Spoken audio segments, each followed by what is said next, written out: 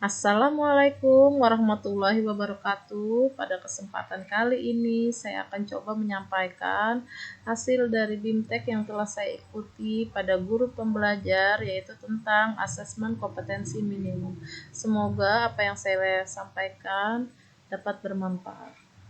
Yuk, di sini saya perkenalkan, nama saya Nenti Usnia dari SDN Kalibaru 2. Latar belakang dari asesmen kompetensi minimum, yaitu hasil PISA membuktikan kemampuan belajar siswa pada pendidikan dasar dan menengah kurang memadai. Pada tahun 2018, sekitar 70% siswa memiliki kompetensi literasi membaca di bawah minimum. Sama halnya dengan keterampilan matematika dan sains. 71% siswa berada di bawah kompetensi minimum untuk matematika dan 60% di bawah kompetensi minimum untuk keterampilan sains. Skor PISA Indonesia stagnan. Dalam 10-15 tahun terakhir, kondisi ini menyebabkan Indonesia menjadi salah satu negara yang konsisten dengan peringkat hasil PISA yang terendah. Menanggapi kondisi tersebut, reformasi asesmen diperlukan guna mendorong peningkatan kualitas pembelajaran. Pemetaan mutu pendidikan secara menyeluruh dibutuhkan. Untuk itu, pada tahun 2021 mendatang, asesmen nasional akan resmi ditetapkan oleh Kementerian Pendidikan dan Kebudayaan dan ujian nasional resmi diterapkan oleh Kementerian Pendidikan dan Kebudayaan sudah tidak lagi diberlakukan. Kebijakan ini ditetapkan berdasarkan hasil koordinasi Kementerian Pendidikan dan Kebudayaan dengan sejumlah dinas dan lembaga terkait. Apa pentingnya asesmen nasional? Asesmen nasional perlu dilakukan untuk meningkatkan mutu pendidikan. Pertanyaan, mutu pendidikan apa yang diharapkan? Apakah mutu pendidikan dapat dilihat dari hasil ujian nasional saja seperti yang selama ini terjadi? Peningkatan mutu sistem pendidikan tidak hanya berorientasi pada pencapaian siswa dalam menguasai materi pembelajaran dan nilai ujian akhir. Apapun sebutannya, keberhasilan sistem pendidikan lebih difokuskan pada pencapaian kompetensi siswa yang meliputi pengetahuan, keterampilan, dan sikap. Terlebih pada era transformasi pendidikan abad ke-21, di mana arus perubahan menuntut siswa menguasai berbagai kecakapan hidup yang esensial untuk menghadapi berbagai tantangan abad ke-21 di mana siswa memiliki kecakapan belajar dan berinovasi, kecakapan menggunakan teknologi informasi, kecakapan hidup untuk bekerja dan berkontribusi pada masyarakat. Apa itu asesmen nasional 2021? Pengertian asesmen nasional 2021 adalah pemetaan mutu pendidikan pada seluruh sekolah, madrasah, serta program kesetaraan jenjang dasar dan menengah.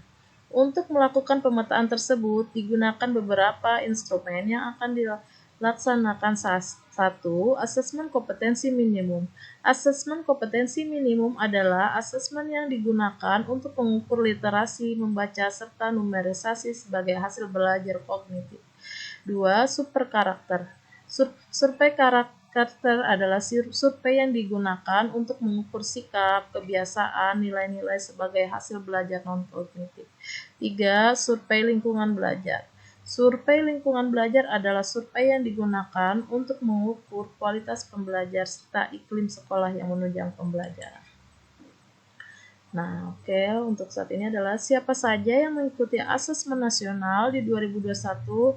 Adapun ketiga instrumen di atas akan diikuti oleh 3 pihak yang semuanya terlibat langsung dalam aktivitas pendidikan, antara lain 1.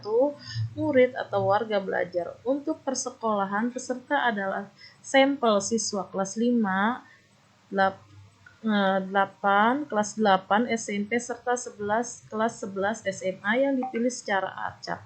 Untuk pendidikan kesetaraan, pesertanya adalah warga belajar pada kelas 6 SD, 9 SMP, serta kelas 12 SMA.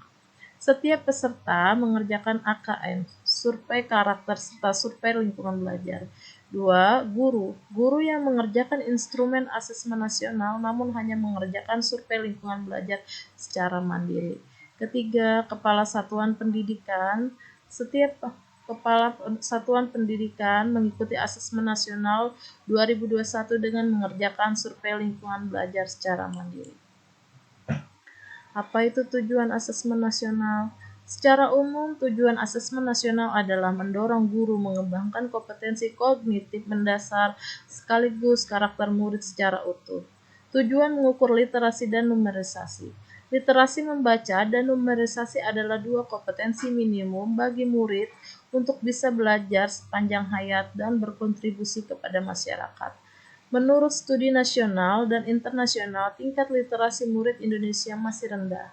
Tujuan mengukur karakter pendidikan bertujuan mengembangkan potensi murid secara utuh. Asesmen nasional mendorong mengembangkan sikap, nilai, perilaku yang mencirikan pelajar Pancasila. Oke, di sini akan dijelaskan tentang pelaksanaan asesmen nasional termasuk AKN. Pelaksanaan asesmen nasional koordinasi oleh Kementerian Pendidikan dan Kebudayaan bekerja sama dengan Dinas Pendidikan dan Kanwil dan Kantor Kemenag. Adapun dalam pelaksanaannya perlu diperhatikan beberapa hal berikut. 1. Berbasis komputer dan daring. Asesmen nasional dilaksanakan menggunakan komputer secara daring. Murid mengerjakan pada sesi dengan jadwal yang telah ditentukan dengan diawasi. Guru dan kepala satuan pendidikan mengerjakan survei mandiri dengan periode waktu yang cukup panjang. Koordinasi yang diperlukan yaitu pemetaan dan penyiapan komputer dan sarana pendukung, pemetaan sekolah secara spesial untuk sharing resource, penyiapan teknisi TIK terutama untuk jenjang SD. Alokasi pelaksanaan AKN. Alokasi waktu pelaksanaan AKN dibedakan untuk jenjang SD dan jenjang SMP atau SMA. Alokasi waktu AKN SD yaitu dilaksanakan selama 2 hari. Hari pertama tes literasi 75 menit dan karakter 20 menit. Lalu hari kedua tes numerisasi 75 menit dan survei lingkungan belajar 20 menit. Alokasi waktu AKM SMP dan SMA dilakukan selama 2 hari.